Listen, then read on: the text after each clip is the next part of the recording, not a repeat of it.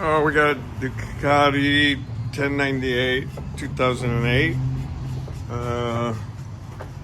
Customer stage. Starter clutch not working. So, he tried to repair it himself. And it looks like he put the starter clutch in backwards. Anyway, we got Jack on this story here.